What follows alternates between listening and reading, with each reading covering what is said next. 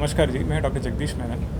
मैं बच्चों की लिवर और जीआई गैस्ट्रो बीमारियों की स्पेशलिस्ट हूँ। बेसिकली मैं आ रहा हूँ चेन्नई से। हमारा बेसिकली यहाँ पे जो हमारा चैतन्य हॉस्पिटल है, मदरहुड चैतन्य हॉस्पिटल, इसके साथ में टाई अप है। तो मंथली वंस मैं आ रहा हूँ चंडीगढ़ में ये स्पेशल सर्विसेज एक्चुअली प्रोवाइड करने के लिए। तो आज की जो फंक्शन हमारा था, इसका मेन एम था कि हमें आजकल ये मोर फेमिलियर हो रहे हैं कि बच्चों में लिवर डिसीज़ कॉमन होते जा रहे हैं और इसका काफ़ी रीजंस है जो मोर डायग्नोसिस के वजह से ज़्यादा हो रहे हैं। जैसे जेनेटिक डायग्नोसिस ज़्यादा हो रहे हैं तो इसका मतलब है कि काफ़ी जो कॉम्प्लिकेटेड डिसीज़ है बच्चों में इवॉल्व कर रहे हैं। तो आजकल ये देखते हैं कि रादर दैन जो फैटी लिवर और जो भी बड़ों में होता है, फैटी लिवर हो गया या अल्कोहल के वजह से लिवर डिसीज़ हो गया, बच्चों में उसका रीजंस थोड़ा सा डिफरेंट है।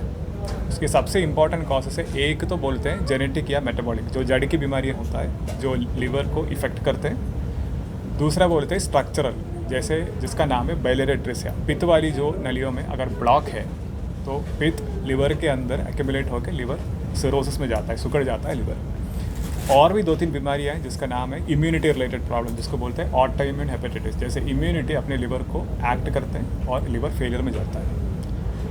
तो यहीं पे in and around Chandigarh, Punjab, Haryana हमारे पास अराउंड, हमने ये क्लिनिक स्टार्ट करा था actually January this year. Around 6 patients हमने ट्रांसप्लांट करा है। ये जो इंडिकेशन जो मैंने बताया है, बिलियरी अट्रेसिया हो गया, ऑटोइम्यून लिवर डिसीज़ हो गया, जेनेटिक डिसीज़ हो गया, और ट्रांसप्लांट के बाद सारे बच्चे ठीक है, उनका जॉन्डिस वगैरह 100% क्लियर हो गया और उनका ग्रोथ भी बेटर हो गया। वो स्कूल भी अभी स्कूल जा रहे हैं एक्चुअली। क्या एज थी बच्चों की? बच्चों का age range starts from 6 months to 18 years।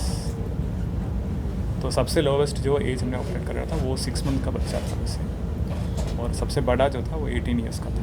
By birth इसमें कोई बाई बर्थ इसकी मतलब जो प्रॉब्लम होती है लीवर की, मतलब स्टार्ट होती है, कोई जेनेटिक होती है, मतलब इसमें कुछ जो जन्म के टाइम पे जो भी डिसऑर्डर्स आता है, मेजॉरिटी जेनेटिक कॉज है। दूसरा कॉज ये है कि स्ट्रक्चरल प्रॉब्लम जो मैंने बताया था, उसमें सबसे इंपॉर्टेंट रीज़न है बिलियरी अट्रेसिया। बिलियरी अट्रेसिया हम कॉमनली देखते हैं, जैसे हमारे सेंटर में चेन्नई में महीने में एटलीस्ट 6 to 7 पेशेंट्स हम देखते हैं बिलियरी अट्रेसिया के साथ में। और ये बीमारी एक्चुअली इतना कॉमन है कि 1 in 5,000 to 10,000, अगर 10,000 बच्चों का जन्म हो रहा है उसमें से एक को ये इफेक्ट होने का चांसेस है। छोटे बच्चों में, नवजात शिशुओं में पीलिया काफ़ी कॉमन है, बट बिलियरी अट्रेसिया का एक साइन है जो पेरेंट्स को ज़्यादा देखना चाहिए और ध्यान रखना चाहिए। उसका ये साइन है कि पॉटी जो मोशन जो पास कर रहे हैं वो अगर सफ़ेद रंग में कर रहे हैं, तो पॉटी का जो पीला रंग है वो बाइल, पित्त वाला जो रस स्टेन करते हैं उसको। तो अगर पित्त की नली में ब्लॉक है तो वो स्टेन नहीं करेंगे, पॉटी जो वाइट में आएगा। तो अगर पीलिया, आपके बच्चे को पीलिया है और साथ में मोशन जो है वो वाइट कलर में आ रहे, तो जितना जल्दी पॉसिबल है एक स्पेशलिस्ट को दिखाना चाहिए और डायग्नोसिस सॉर्ट आउट करना चाहिए। वैसे सर, जो बच्चे, छोटे बच्चे जो फास्ट फूड्स वगैरह जो आजकल ज़्यादा चल रहा है, जो मतलब बाहर अभी, तो उससे भी ये इम्पैक्ट लिवर पे है मतलब? डेफिनेटली फास्ट फूड या जंक फूड, करेक्ट, दोनों का इफ़ेक्ट ये है कि एक तो मोटापा उसके साथ बढ़ता है। शरीर में मोटापा बढ़ते वक्त फैट लिवर में भी, जैसे आपके पेट के बाहर जो दिखता है वो अंदर भी सेम क्वांटिटी में होता है।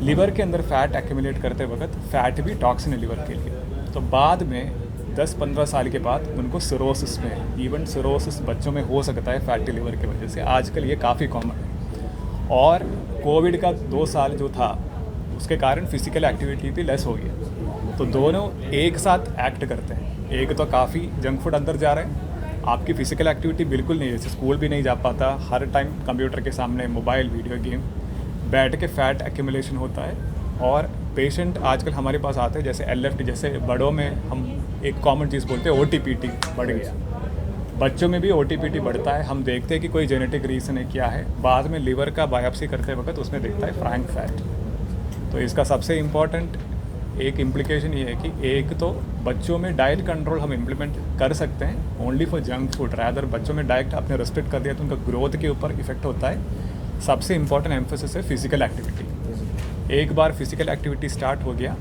आपका बाहर का जो वेट है या मोटापा जो बाहर दिखता है वो अंदर हो गया ना, तो लिवर का भी फैट डिसअपियर हो जाता है 100% एक्चुअली। लीवर का जो ऑपरेट है इसका मतलब जो कितना को कॉस्टली है, क्योंकि लीवर की प्रॉब्लम गरीब लोगों में भी आती ज़्यादा, मतलब हर आदमी के मतलब हर एज मतलब कोई इसमें इफेक्ट नहीं है, मतलब तो इसका कितना जो एक्सपेंसिव कितना है इसका? खर्च क्या रहता है और आयुष्मान का क्या रोल रहेगा सर इसमें? बिल्कुल जी। तो अगर आपकी क्वेश्चन लिवर ट्रांसप्लांट के बारे में है, अगर लिवर चेंज करने के बारे में है, तो हमारी सेंटर जो डॉक्टर रेला इंस्टीट्यूट है, उधर जो लिवर ट्रांसप्लांट की कॉस्ट है वो 20 लाख है। 20 लाख पेशेंट हर बार जो हमारे पास आता है वो सारा 20 लाख लेके नहीं आता है।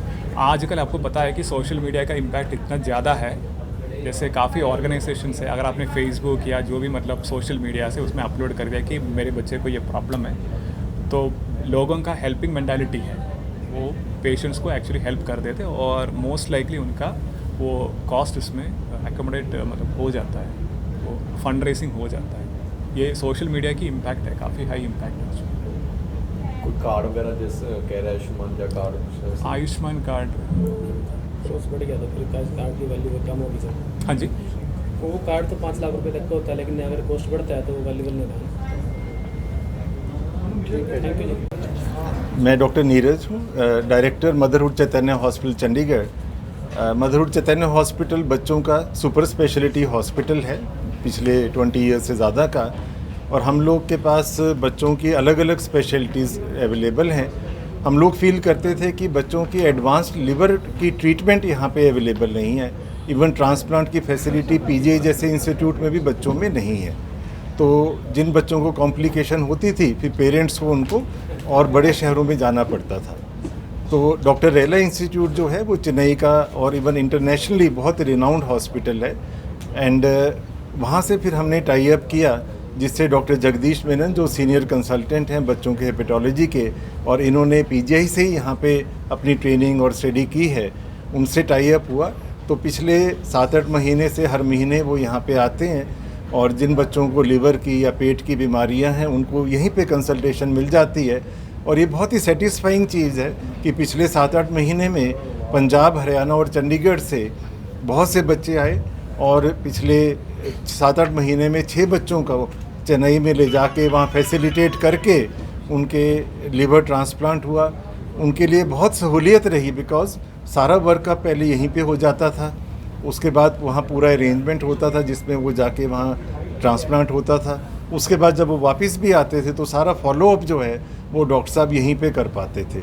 इवन फंड्स की भी जहाँ पे ज़रूरत थी, सोशल मीडिया के थ्रू फंड्स को भी इकट्ठा करके उनकी हेल्प हुई। तो आज हमारे लिए बहुत ही सेटिस्फाइंग एक दिन है कि इतने बच्चों की हेल्प हो सकी, और वही बच्चों को सेलिब्रेट करने के लिए आज हम यहाँ चंडीगढ़ में इकट्ठे हुए हैं।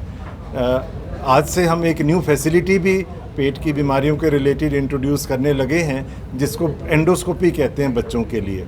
तो वो भी अब हमारे सेंटर में जब डॉक्टर साहब आया करेंगे तो अवेलेबल होगी। तो हमारा एम है कि पेट की बीमारी और लिवर की बीमारी के लिए यहाँ के किसी भी बच्चे को कोई भी प्रॉब्लम ना आए, और अगर उनको प्रॉब्लम आए तो हम उसको प्रॉपर ट्रीटमेंट कर सकें। Thank you.